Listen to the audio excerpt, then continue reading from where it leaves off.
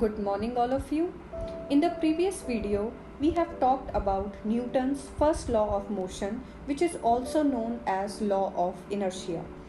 And inertia is the natural tendency of a body to oppose any change in its state of rest or uniform motion, which means if an object is at rest, it prefers to stay at rest, and if the object is in motion, it prefers to stay in motion. So let us today talk about types of inertia. Inertia can be divided into three types, that is inertia of rest, inertia of direction and inertia of motion. Let us talk about inertia of rest first. The inertia of rest is the tendency of a body to oppose any change in its state of rest. And the example of inertia of rest is when a bus suddenly starts moving forward, the passenger in the bus falls backward. This we all have experienced, that when the bus suddenly starts moving, we get a backward jerk.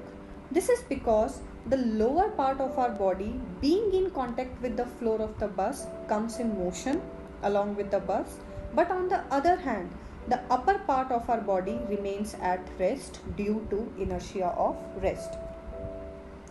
The other example of inertia of rest is when a tree is vigorously shaken, some of the leaves fall from the tree.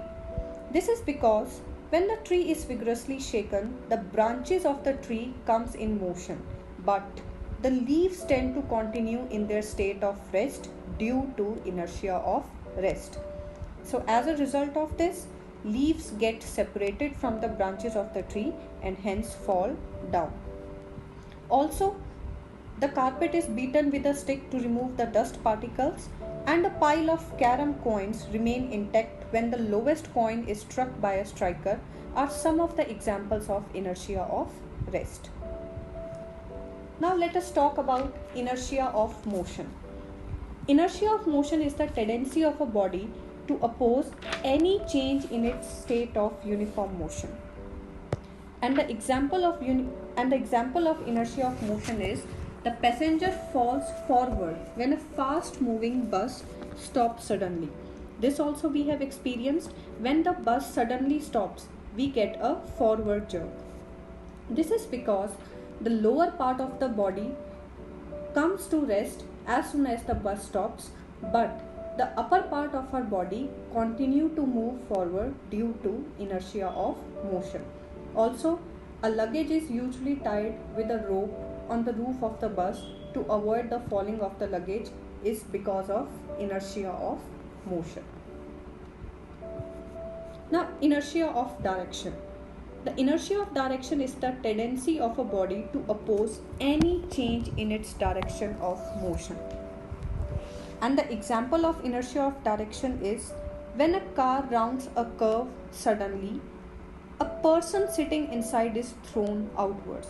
This is because while the car turns, the person tries to maintain his original direction of motion, which is in a straight line due to inertia of direction.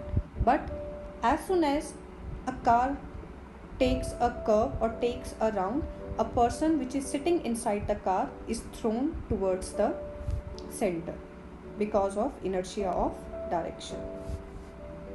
So I hope the examples of inertia are clear to you, and these are also some of the applications of Newton's first law of motion. So tomorrow we will talk about Newton's second law of motion.